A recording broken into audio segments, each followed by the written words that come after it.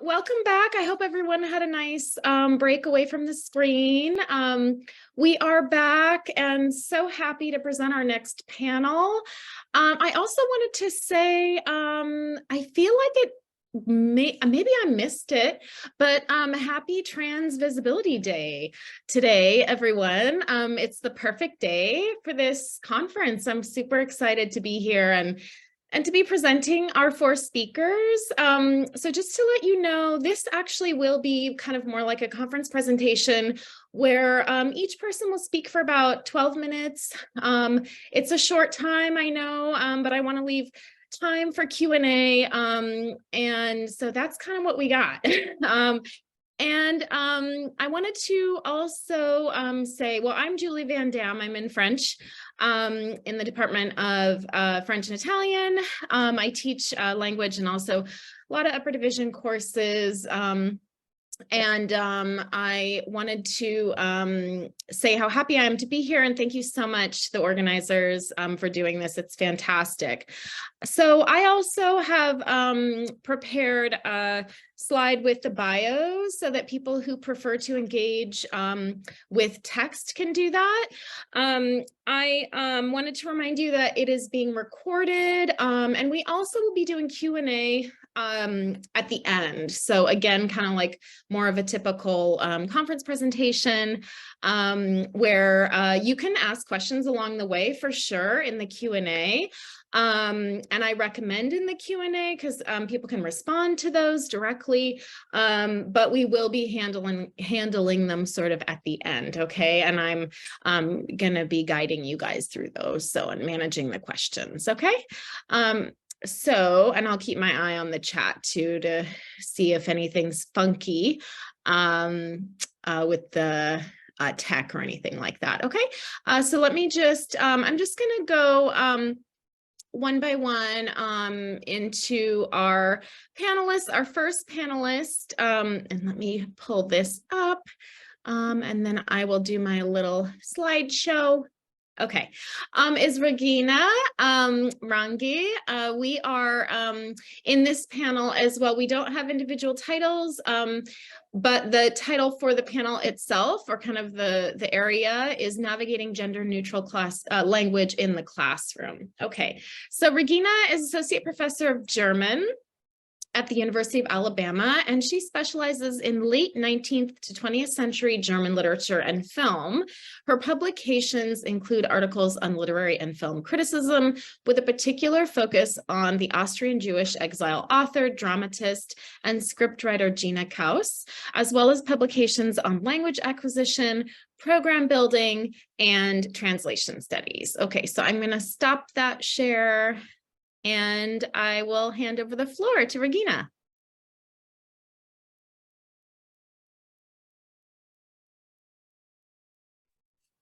Can you hear me okay? Yes. Thank you. So thank you so much for the kind introduction, and a big thank you to the conference organizers for putting together such an excellent conference. It's an honor to be here. Here is a quick overview of the topics that I would like to cover today. As language teachers and language learners, we're all aware that language is in flux. It is constantly changing and evolving, and that can be used to challenge prevailing norms and conventions. While changing language does not guarantee societal change, it can raise awareness, however, which may in turn have direct social impact. This is also the case in Germany, where grammatical forms have been challenged in the context of larger political movements. For example, the term Fräulein, which was used to address unmarried women, was banned from use in official correspondence in 1971. By the end of the 1970s, German feminist linguists concluded that the German language was frauenfeindlich, antagonistic towards women. Feminist linguists pointed out that feminist linguists pointed out that the use of the generic masculine form when referring to mixed groups made women have no representation in the language and would prime speakers to perceive students, professors, employees, politicians, you name it, as male. Why would they say that? Well, German is a gendered language, while English is a weakly gendered language, meaning it uses gendered pronouns but does not require speakers to assign gender to objects. German does. The German language uses 3 categories, so-called grammatical genders: masculine, feminine, and neuter for all nouns, pronouns, and adjectives. While most English nouns for job titles do not indicate the gender of the person involved, whether male, female, non-binary, or however else they may identify, nouns for professions are gendered in German. To create the feminine form, you add en to the masculine noun. Again, often the masculine word is used to mean both men and women. A more recent example on how today's topic, namely gender-inclusive language, is linked to larger political movements and socio-political changes occurred in 2017 in Germany. What happened? An intersex person who felt no association with either the female or male sex had, against their wishes, been assigned to the female gender and had been entered as such in the birth register. The German Federal Constitutional Court ruled that this was unconstitutional and that it violated the basic law, specifically the general right to personality and protection against discrimination based on sex. In 2018, the German government recognized in law the existence of more than 2 genders. It approved a 3rd gender option for official records, allowing people to be registered as divers, diverse. By doing so, Germany became the first country in the European Union to offer a 3rd gender option. Another German-speaking country, Austria, followed suit the same year. The Principality of Liechtenstein did not consider a 3rd gender option, and in 2021, the Swiss government rejected the idea completely.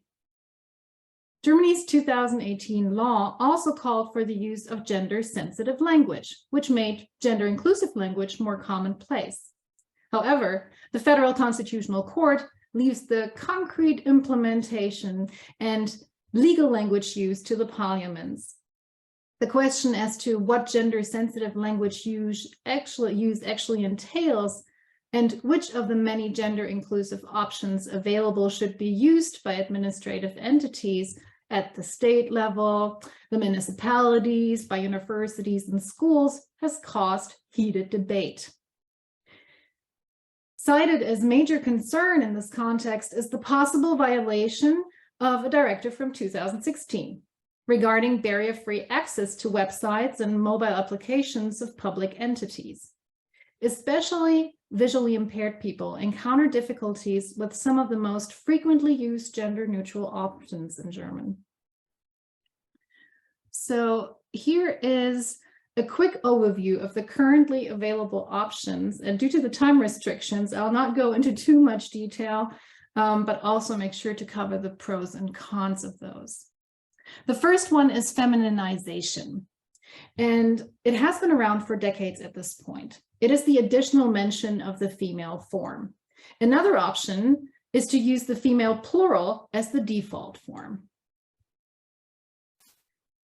Another option is the Binnen-I, the word internal capital I, which functions the same way as the / forward or colon, as you can see there on the slide. It combines masculine and feminine plural forms into one word, indicating that both the male and female forms are included. Both the feminization and the Binnen-I rely on the dual gender paradigm and do not consider the 3rd gender option divers, diverse, which was legally introduced in 2018. There is also the gender gap, which attempts to be more inclusive by using the gap to give a space for other gender identities within the word. A variation on the gender gap is the gender Sternchen, the gender star. It derives from the computer world where an asterisk is inserted as a wildcard character and stands in for one or more characters, or here, gender identities. Another grammatical strategy is to use Partizip 1, the present participle, instead of the traditional noun form. A present participle results when you use the infinite form of a verb to make a noun, Like studieren, to study, becomes Studierende. The studiers, the people who study. By doing so, you end up with a plural noun that doesn't show gender. The strategy has its limitations, however, since it can only be used to rewrite nouns that are closely related to verbs. Using relative clauses such as the person who sells cars, the people who study, and so on and so forth are also possible options, of course. Another attempt to create a gender-sensitive option looks like this. And this is becoming more and more common in job advertisements. Finally, I'd like to touch on non-binary and gender-neutral pronouns for people who are inter or non-binary and who otherwise don't feel represented by er and sie, he, and she. The use of neopronouns like sie, they, en, hen, x, and others are becoming more common now.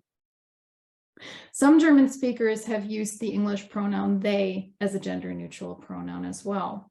Still others choose to avoid pronouns entirely and just use their first names instead. So, how do German schools and universities handle the plurality of available options, you might ask? They tend to rely on a handful of institutions and committees for guidance. One of the most important ones in this regard is the German Council of Orthography.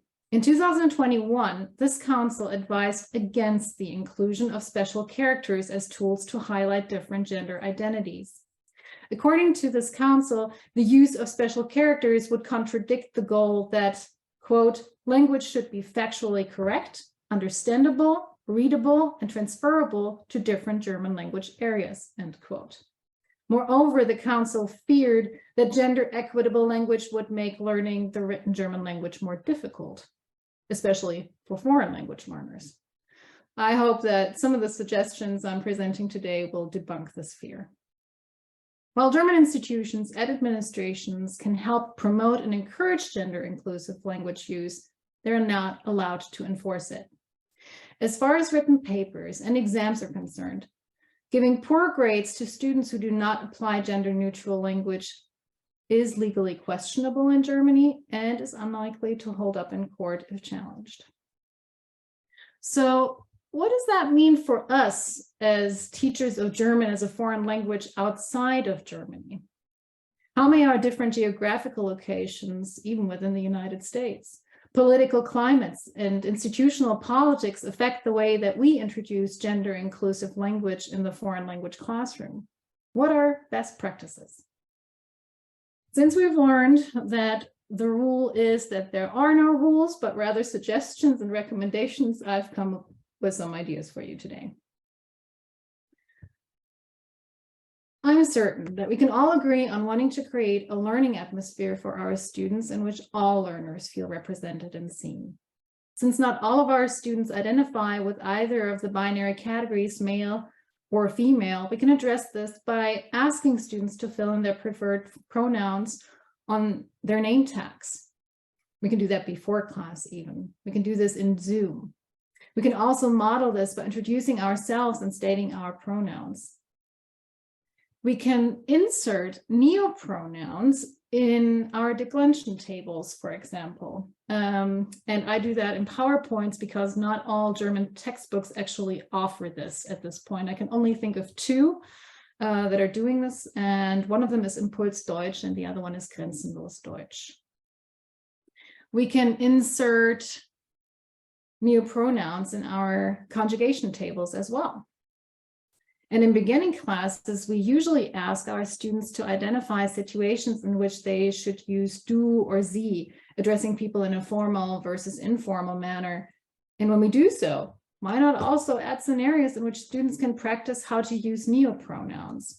We can ask them to find gender-neutral forms in texts or ask them to write an email in a gender-neutral manner. When introducing new vocabulary, we can provide our students with gender-neutral variants. And when introducing professions, for example, we can ask students to experiment with the Generator app. And I've taken some screenshots here for you, and you can just put in a profession and it will come up with gender-neutral options. This is really fun. This is not the only app out there, but but it's just one of many examples. We can also have students play an experiment with the various forms, such as the gender gap, the gender Sternchen, and the present participle. We can also share authentic job advertisements with students and discuss what stands out to them and in how far they differ, and explore what could be the reason for the various forms we encounter, even within one newspaper. We can openly discuss the pros and cons of available forms. We can compare and contrast them with other languages like we're doing today. We can explore, much like I'm doing or did at the beginning of this talk, explore the reasons behind the changes that German has undergone. Finally, we can convey inclusion by using gender neutral or inclusive images that convey a wide spectrum of representations that our students find themselves confronted with in the target culture. And this is, of course, also applicable to literature, film, and video content that we share in our language classrooms. So as you can see, there are plenty of options to integrate and directly teach gender neutral language, and to provide our students with the necessary tools to participate in the various target language speech communities they may encounter. Thank you. Thank you so much, Regina. Okay, wonderful. So we are moving on to our next speaker. I'm happy to introduce Janner-Klausner, who is the coordinator of Hebrew teaching at This Is Not an Ulpan, an Israeli-Palestinian language school based on the principles of critical pedagogy. Janner-Klausner holds an MA in Hebrew pedagogy from Middlebury, and they are also senior consultant on linguistic justice and gender for the organization Hebrew at the Center. Okay, and just to let you guys all know, I will be direct chatting with you when you have like 2 minutes left, 1 minute left. So do look at that chat, just so I don't have to be like, stop. Okay. Okay, thanks so much. Okay, take it away, Tal. Okay. So I will present different options for gender inclusive expression in Hebrew, and then explore gender inclusive classroom practices.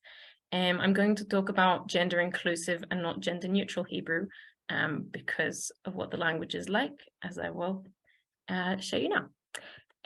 So Hebrew is a highly gendered language. There is grammatical gender almost everywhere.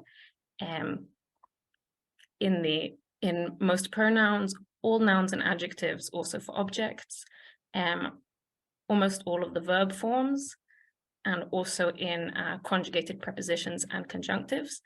In Hebrew, we call this Safa Mechuyevet Migdar, which means it's a language where gender is obligated. You can't really produce a sentence without it.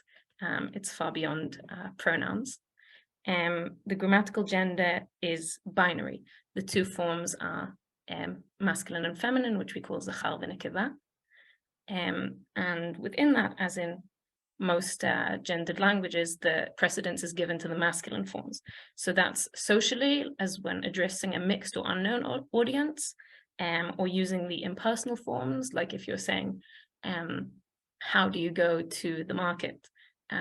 Most people would use a masculine plural form, but also within the structures of the grammar itself.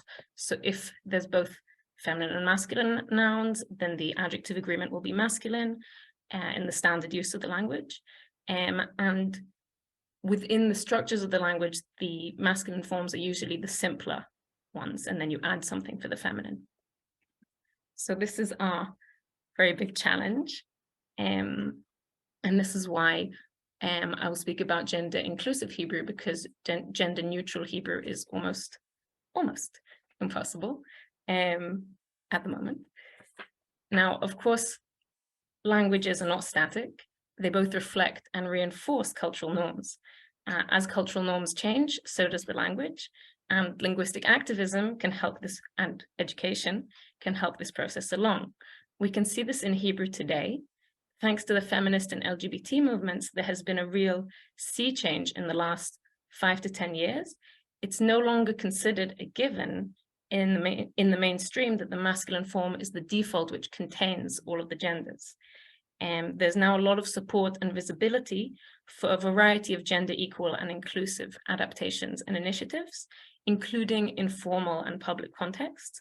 There is also opposition and pushback, both at the institutional and popular levels. I will now present different adaptations for gender equal Hebrew, most of which, or I think all of which, can also be used to include non-binary expression, gender diversity. But most of these were developed in order for the language to be less sexist, but actually can benefit everyone. I'll go quickly through the examples, and I'll explain them as much as I can without going too much into depth. Common strategy in speaking and writing is double address. So using both the masculine and the feminine forms. Maybe you can, even if you don't read Hebrew, maybe you can see here you have the verb, the masculine ending, and then the verb with the feminine ending.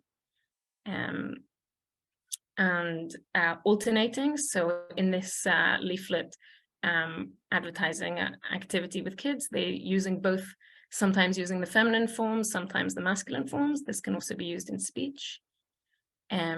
There's a variety of orthographical strategies, as with German. One of the most common is using the dot here in an advertisement, or slash, or just having the masculine plural ending and the feminine plural ending one after the other. This can also be used in speech. Or using alternative expressions similar to the present participle or gerund form that was presented in German. You can use the verbal nouns in Hebrew or rephrase. So here it says parking for nurse, which is sister or brother in Hebrew, but usually we hear sister, and parking for doctor in the masculine form. So nurse in the feminine, doctor in the masculine, and here they put up new signs in the same place, and it's for the medical team. So putting in the thought, you can rephrase it to avoid the issue of gender. You can use the feminine form as default. Here, the welcome sign outside Jerusalem has been changed by feminist activists to use the feminist form. And instead of using the masculine form as default, some people will use the feminine form as default. And there's also style guides helping to instruct about the different options for gender inclusive writing. There are also some initiatives, novel initiatives for gender neutral and gender diverse expression in Hebrew. The most high profile in Israel is the multi-gender Hebrew, which is project of the designer Michal Shomer, adding new letters into Hebrew, which combine the masculine and feminine elements. These are the new letters, which are a visual combination of two options, and then these can be used in words. So for example, in this sign, it says welcome, and you can read it as you want. Bruchim habaim in the masculine plural form, bruchot habaot, feminine plural, bruchimot habaimot, both, bruchim habaot. It's up to you, and it visually immediately shows all the options. This option is only for writing. An option that can also be used for speaking is the non-binary Hebrew project, which is the most ambitious project so far to create gender-neutral grammatical form in Hebrew. This was started a few years ago in North America by a student of Hebrew and their teacher, working together to find ways that this student and anyone else can express themselves in Hebrew. Here are some of the grammatical tables. This is gender neutral Hebrew, the only example of it that also works for speaking, but it's still limited in that not all of there are so many places in which Hebrew is gendered, and not all of them have yet got an option in this project. Also, it's used mostly for writing in Jewish religious context in North America. For example, this prayer book, which is using the non-binary form in a Jewish prayer. And this project is pretty much not known in Israel, which also gives a question or a challenge to Hebrew educators, where the project, the grammar that could most provide, most give space to non-binary gender diverse students to express themselves in Hebrew, wouldn't be understood by the vast majority of speakers of the language. And here I think the context is very important, and the reason, and teachers should ask what's the reason that students are learning and the priorities, and talk about it with the students so they can choose for themselves what's best for them. So what is used in Hebrew today, in spoken Hebrew in Israel, for expressing non-binary gender?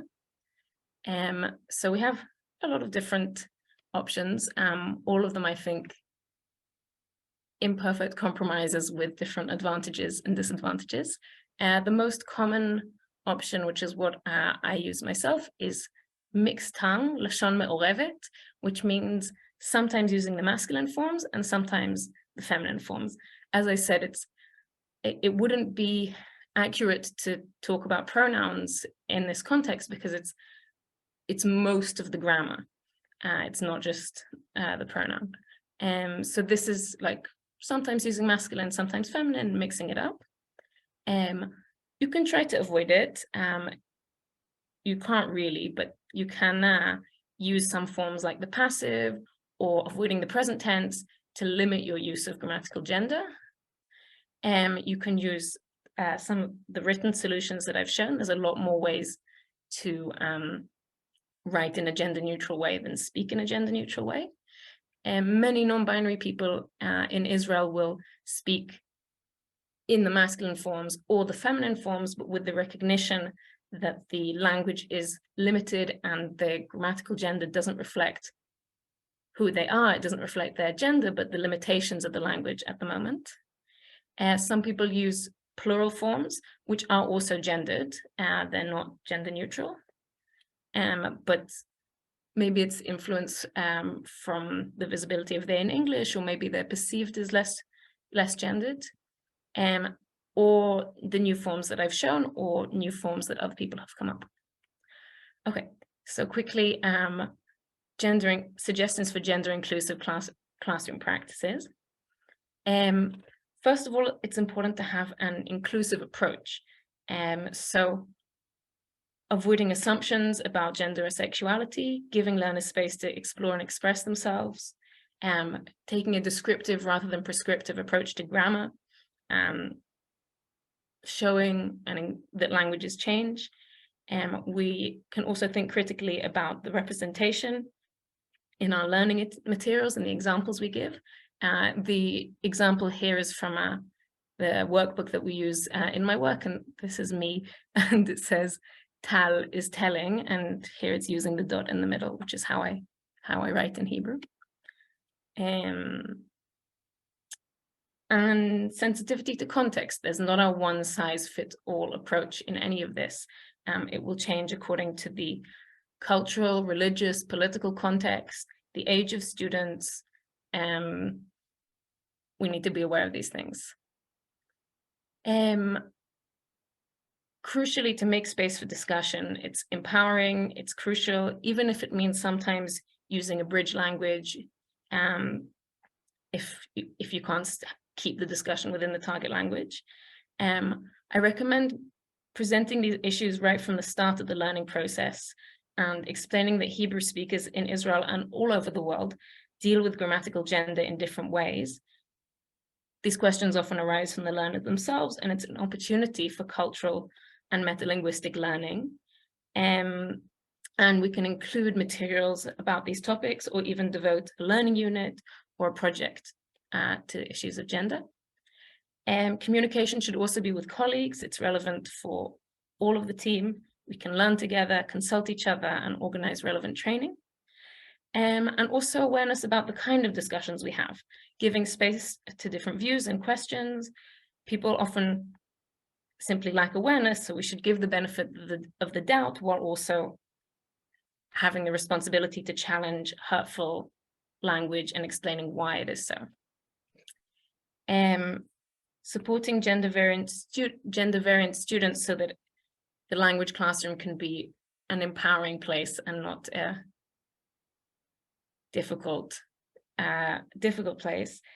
Before lessons begin, I recommend letting students know that Hebrew is more gendered and binary, and that there are options for non-binary expression. So that way students can come to class prepared. They can think about the different options. They can reach out to you. You can offer to speak to them outside of class.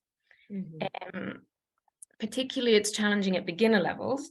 It is possible to teach non-binary Hebrew alongside masculine or feminine, or to enable students to speak in Lashon Morevet, mixed tongue from the beginning. But it can be very confusing, especially students who aren't used to gendered grammar at all. So different options that can also be used, and depending on the context, depending on the needs of the students, students could choose each lesson whether they're using the masculine forms or the feminine forms. Or they might choose one at the beginning, and then once they have got the hang of gendered grammar in Hebrew, then they can choose if they want to use one of the like mixed tongue or non-binary Hebrew. The main thing is each situation is different. We should give students the tools to decide for themselves. I'm so sorry. I hate to interrupt you. I just want to make sure that everybody has time. And we would love to get, I know that these are recorded, but we'd also love to get, copies of your slide decks too, if you guys are willing to share. Okay. Thank you so much. Okay. So our next speaker is Saida Santana, who's a professor and researcher at Complutense and Nebrija universities in Madrid. She holds a doctorate in performing arts from Rey Juan Carlos University and a degree in journalism from Complutense as well. And her artistic and scientific work is focused primarily on audiovisual language in theatrical, video artistic, and television narratives. And she's published in indexed magazines and books and has authored 9 artistic works. And she is also an actress, I should add. Okay, take it away, Saida. Okay, let me check that everything is okay. So you can see the slides? Yeah? Okay, just a second. I'm gonna put it like, I have some trouble here. So if I do it this way, you see it better now, right? Okay, so well, first of all, thank you very much. I want to thank USC, I want to thank the institution, I want to thank all my colleagues, because you have, I'm learning a lot, because I'm going to talk from my perspective. I'm not a linguistic, I'm just a journalist and an actress that is approaching this a study of non-binary in Spanish. And I want to thank personally Dr. Liana Stepanian, because this project that I'm going to present today comes from her idea, and she invited me to participate. So I'm going to share some of the results that I'm getting from my students in Spain. Well, there are a lot of sources. I'm going to try to fly. We began this project. When Liana invited me to the project, it was 2018. She talked to me about the original idea. She made surveys and she made activities. When I got into the project, what I did was like collaborating the first survey that she did. I have created new surveys for teachers and journalists that I will explain later. This is a work in progress, okay? So we are adjusting our methodology depending on the things that we are finding in the path. Well, non-binary communities in Spain, they use the pronoun ella and the adjectives finished in to substitute the binarism. But what we asked ourselves was, okay, but what about university textbooks? What about the media? What they are supposed to respond to what is happening in society or not. And we wanted that these answers were answered by the students by one hand, and that they were answered as well by teachers and journalists. I am teaching a degree in the degree of journalism. So my surveys are focused on these students that are finishing journalism. At the end, we will contrast the information. I mean, what is asking Liana in her classes, she's asking to students that are studying Spanish. So they are different profiles, and it will be very rich at the end to make a comparison. In Spain, unfortunately, a part of the academic studies, of course, there are not enough specific studies carried out from an intersectional perspective. There's a good one made by the government, by the Ministry of Equality, and it's called A Study on the Needs and Demands of Non-Binary People in Spain. And it has been a very important support for this investigation that we are doing. In this specific work, the main demand that non-binary people make is that they don't have a livable life. It means that they don't feel that they have a representation, and there's a language that doesn't name them. And if they are not named, they feel that they don't exist. That's why it's so important to focus on the language and on what students think about it. What happens with this? It creates in them a state of social vulnerability, and this is aggravated in Spain because there's not a regulatory instrument that gives voice to this gender identity. So in this study, this is very important, focusing now on students, on education.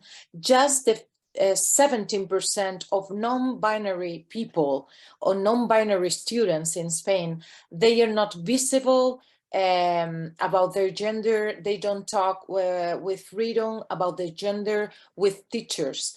Just 17% of them do it, and just 25% do it with peers. So that's why it was very, very important to focus on them, on the students. 90% of those survived in this investigation. They think that the teaching team must know and must be trained in non-binary use. Okay.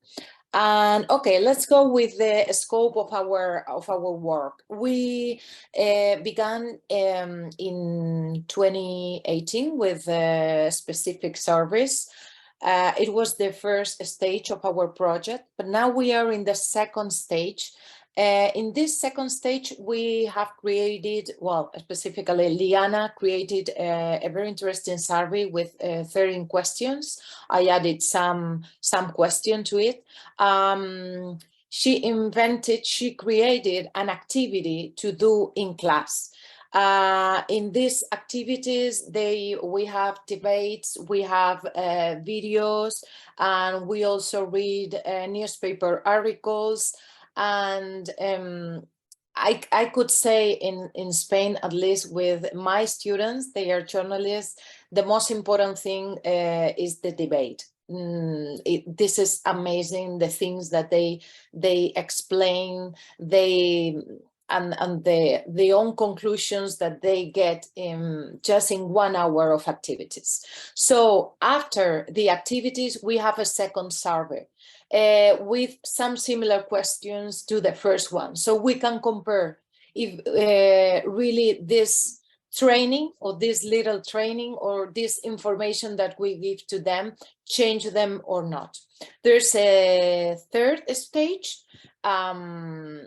that we are working on, and it will be focused on what teachers think about non-binarism and journalists. Okay, we are working on that, but we have brought here today conclusions, well, some dates, some about students. So, okay, here we are. First question that we do in the first survey is, what is your gender? Most of the answers are female, as you can see, or almost the 65%. Second question is if they know, I don't know what happens. I must put it this way just to read the question. So the other question is if they know the binary pronouns in English, and they know them in almost a 38%. When we ask them if they know the non-binary pronouns in Spanish, they know them, I mean, specifically ella, they know it in the 91%, which is a very, very high quantity of students that know it. When we ask them if they have used non-binary pronouns in English, the yes is almost at 30%. But when we ask them if they know if they have used non-binary pronouns as ella in Spanish, if you see the quantity is almost the same than in English. This is very surprising. Just 3 points more in Spanish than in English. Our sixth question is if they are aware of the issues that members of the non-binary community face. They are aware in almost a 48%. Our seventh question is, do you know people who identify as non-binary? Yes, in almost a 38%. No, in a 36%.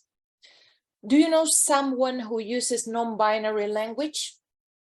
61% knows people that use non-binary language, against 26% that know. Now we are going to a very important question. So in Spain, we have our Royal Spanish Language Academy that decides what words goes into the dictionary and what words don't go there. But they have an observatory of words. Okay, this is a preliminary part of the dictionary. So ella, the pronoun ella, was included in 2020, but they had to took it away after a short time because it generated confusion. People thought that it was approved. So a social debate came into Spain and they decided to take it out. So our question is if they should recover the word ella into the word observatory. And our students say yes in almost a 65%.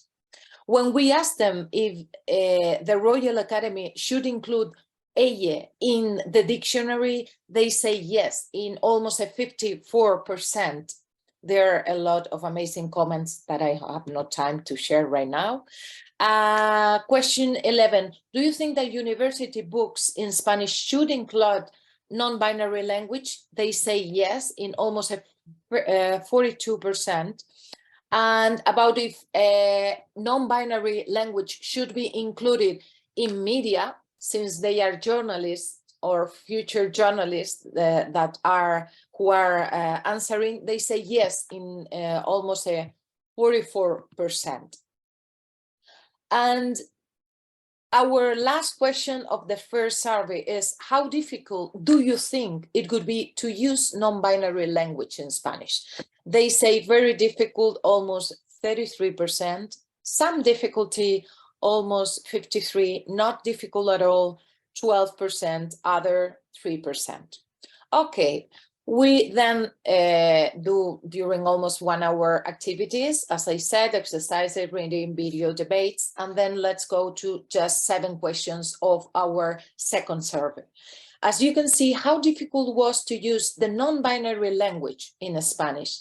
The difference with the other question was how difficult you think it could be is almost the same. I mean, after the activity, they still feel that this is very difficult to use the pronoun ella and the adjectives finished in e, okay? But when we ask them if after the activities, they know more about non-binary community, if they understand them better, it increases a lot. From a 47%, it increases to 81%. When we ask them if the word should be re-included in the observatory of words, they think that yes, in a 74%, which means almost 30% more than before the activities.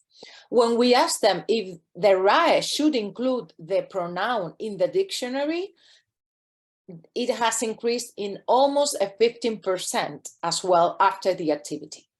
I'm so sorry, Saida, I'm so sorry. Wait, I have to move on to our last presenter. I apologize. I know 12 minutes is very tight. And so we'll have lots of time for questions we won't have much time. Actually, we're gonna have very little time. So you guys should answer questions if you see them, and then we'll try to get questions in at the end. Okay, so Irene is joining us. Irene Yee, who goes by she, her, or they, them, first-year linguistics, a PhD student at Stanford. She received her BA from Berkeley in linguistics and served also as a postbac researcher at Yale. Her main research interests are sociolinguistics, sociophonetics, phonetics, phonology, and language change. She is particularly interested in the interface of language and identity. Okay, go for it, Irene. Hi, thanks so much. Let me share my screen. Okay, cool. Can everyone see this and hear me? Okay, cool. Thank you so much for coming to this panel, and also thank you for having me at this panel.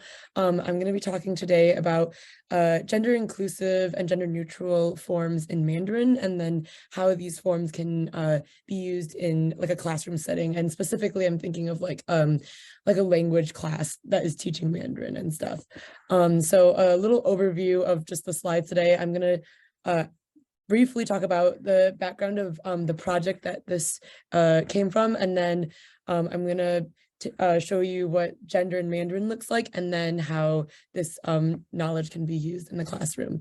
So just a little background, this work came from the Gender and Language Project, which was started by Ben Papadopoulos, a PhD student at Berkeley, and he's going to be talking in the next session. So this is just a very quick little plug and a little preview. Ben is amazing, and yeah, the Gender and Language Project is taking a look at how like current theories of linguistic gender might fail, how gender actually exists in languages, and how current theories of linguistic gender fail, like how social gender is represented. And so for that project, me and some other people were looking at how gender is shown in Mandarin. And so, yeah, we'll move on to a little background about Mandarin. Mandarin's commonly thought to be a genderless language, like a grammatically genderless language, because it lacks this type of like linguistic or grammatical or morphological gender that, you know, like Romance languages have, or like we've seen today in the talks in this panel. However, Mandarin definitely encodes social gender just in a different way, which I will show. And this is something that is very important to understand and know when you're teaching Mandarin to language learners, and also when you're just using Mandarin in, you know, daily life. But a little background on Mandarin. It is like the second most spoken language in the world, not just in China, but in other countries. And there are lots of speakers of Mandarin, and there's lots of different varieties of Mandarin. And most varieties of Mandarin more or less share the same writing system, which is part of where gender is realized in Mandarin. So I'll be talking about the writing system in a little bit. But Mandarin is very commonly classified as a genderless language, yet there are these attested innovations in the written form and in gender neutral and gender inclusive pronouns. And so, yeah, a little history of the Chinese writing system. Mandarin is written with characters, and I won't, for time's purposes, I won't go into like the deep history of how these characters came about, but Mandarin and some other Chinese languages use a similar set of characters in writing. And I have this little image here showing how you can see that some of the characters, like the way that they're written, has evolved over time from pictographs that kind of like iconically represent the concept it's talking about. But today in like modern written Chinese, characters often have what are called radicals, which is just like a subpart of the character. It's often the left side of the character, though not always. And the radicals contribute some sort of like semantic meaning to what that character means. And then there's a non-radical subpart, which often contributes to like how that character is realized phonetically. But crucially, there are radicals that like indicate gender. So if you are a language instructor of Mandarin, and if you're choosing to also teach the written language, then this is something that's very important to make note of. So this slide shows an example of these gendered radicals. And so this top, can you see my mouse? I'm like circling. Okay, cool. So this top radical up here, this radical comes from this character, which means human. And there's a cute little like image here on how the human, character and radical is like conceptualized as like a person standing and stuff. But crucially, this radical goes on a lot of words that are related to humans, but throughout like the history of the Chinese language, this also became a more masculine radical. And so a lot of the characters have like a masculine connotation, which I will get into in a second after I introduce this radical, which is the feminine radical. And this is the character it comes from. And then when it becomes a radical, it like just kind of like goes slanted one side. And so you can see how the radical fits into these characters. So this next slide, I circle the radicals and I show you where they are in the characters. So I want to point out this pronoun here. This is the third person singular masculine pronoun. Today it's seen as the third person singular masculine pronoun, but actually in the history of the Chinese language, this was just like the third person singular pronoun with no gender connotation. It was a very gender neutral character. Like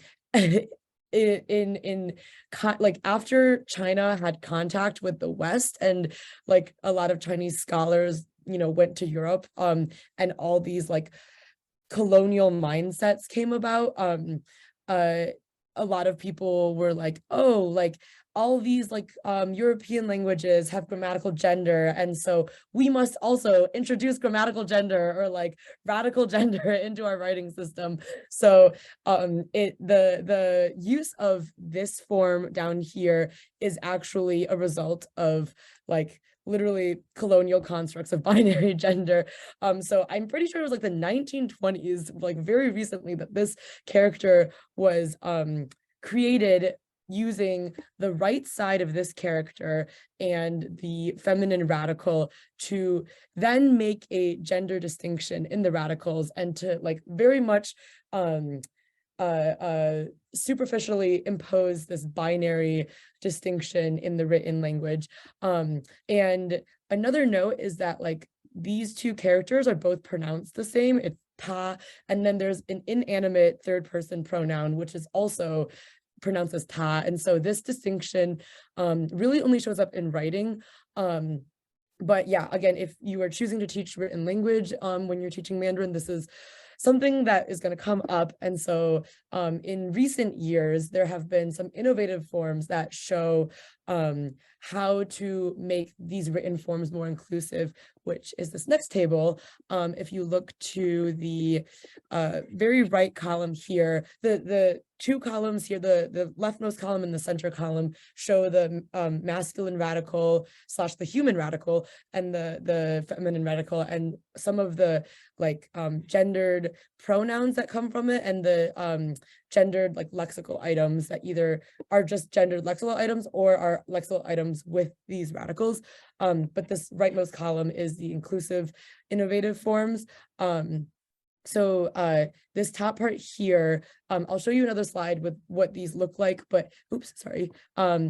These are the forms that are innovative with innovative radicals. And so this X here is based off of like the English letter X, but actually if you write it in like Chinese, like using like a pen or a brush to write it, it's like you can write it using two like real Chinese stroke marks to show that radical as an X, as in like a gender neutral or gender inclusive form of the pronoun. And then this character is pronounced wu, and it means none or without. And so people have also used this character as functioning as a radical for the pronoun. And so you can see here, they take the right side of the pronoun here and they add a different radical on the left side.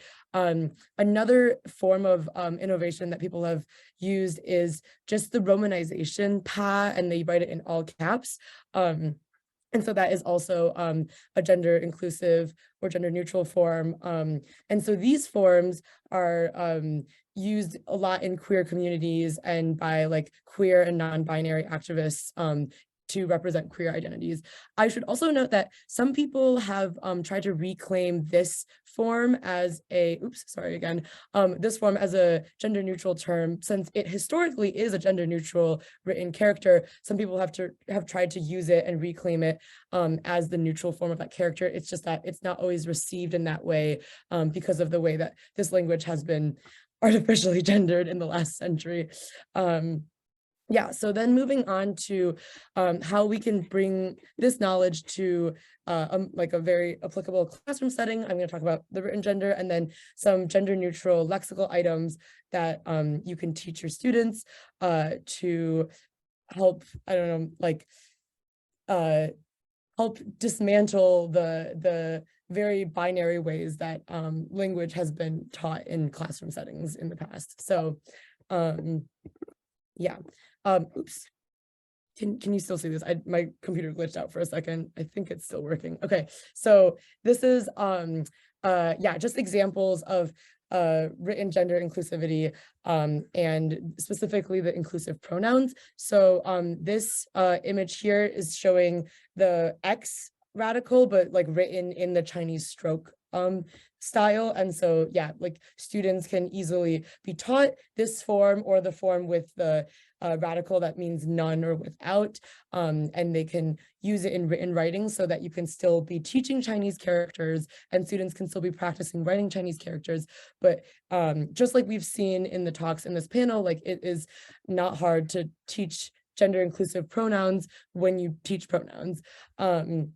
Another one, this is a screenshot from Instagram DMs from my phone. When my phone is in Chinese, and when you are like DMing someone on Instagram, it'll refer to the other person as just ta, like using the capital T, capital A. So this is a very, like, Instagram is a very widely used app. Maybe not in China because it's blocked there, but like it's a very widely used app by Chinese speakers, and it's already using these gender inclusive forms.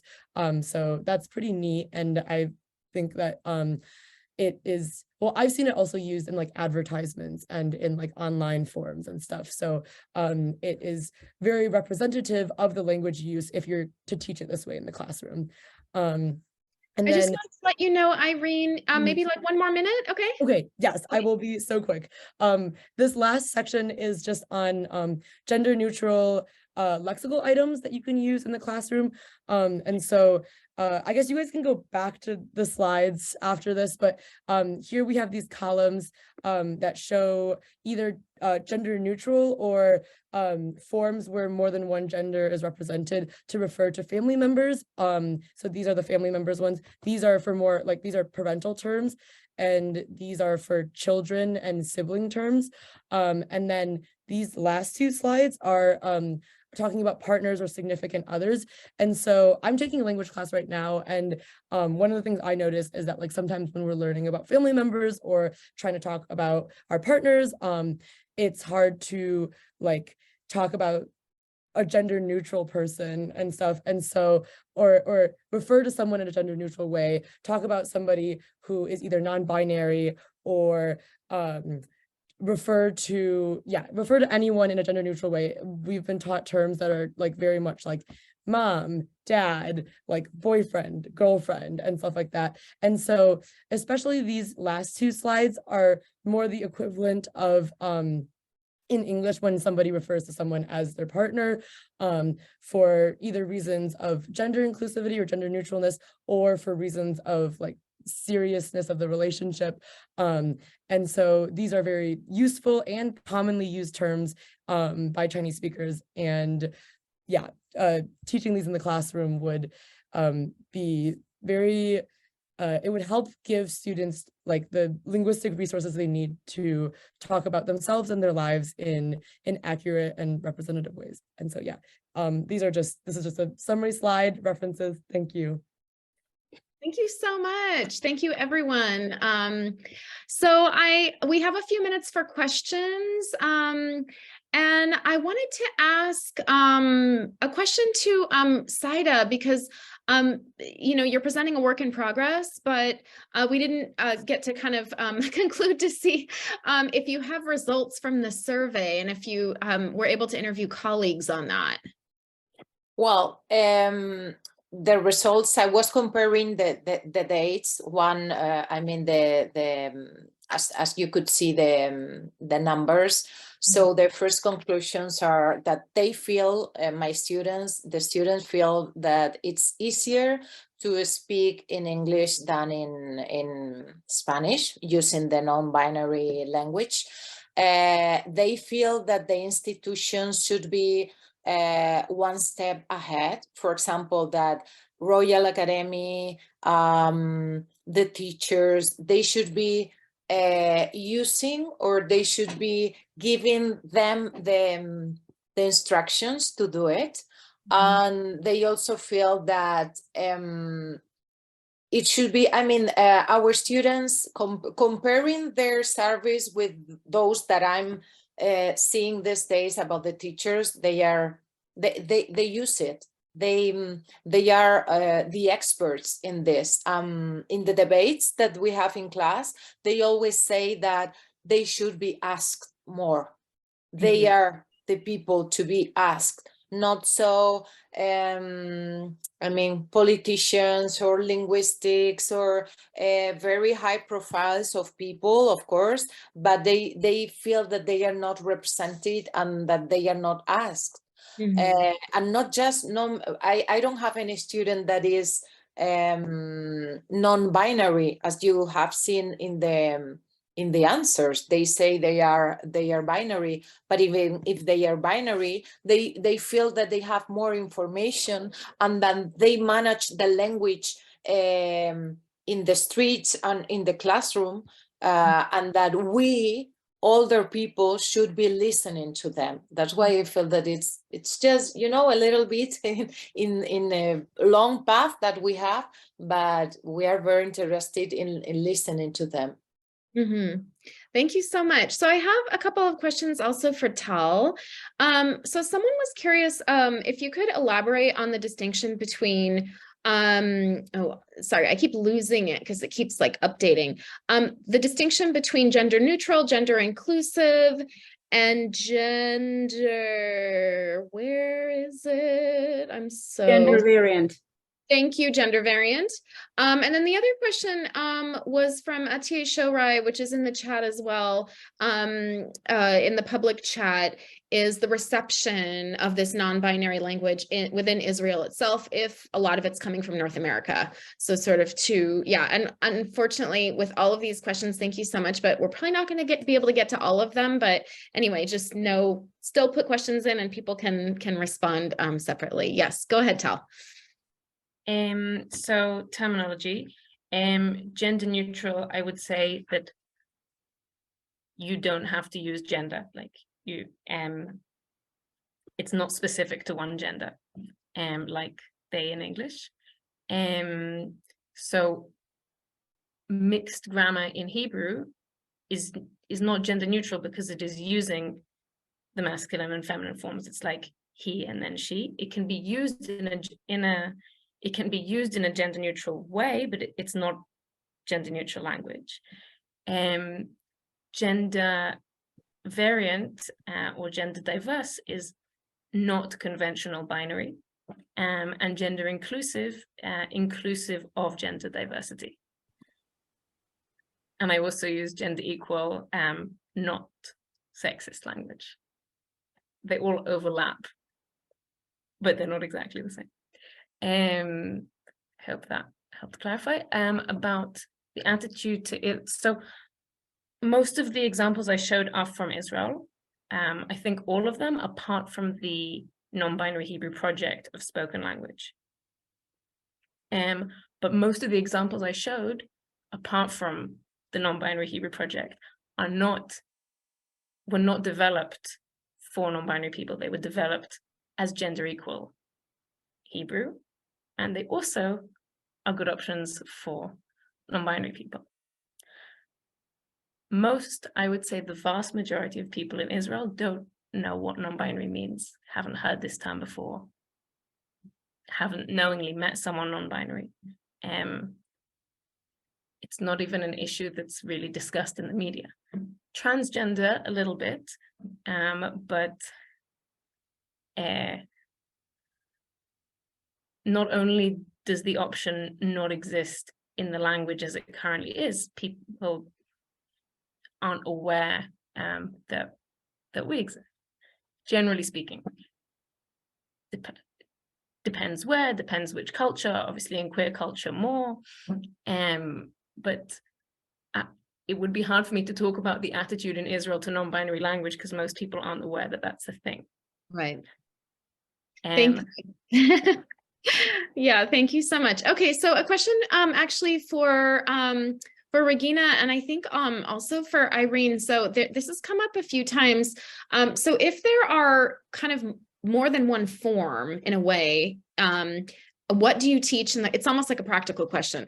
Like how do you manage that in the classroom space? Like what do you, how do you select, or how do you present it to students without it being, and I think this has come up before, without it being like overwhelming or confusing, or where there's like, so this is just kind of a more practical application question. And then I think after that, we'll get a little bit of time for a break, but so Regina and Irene, if you want to speak to that.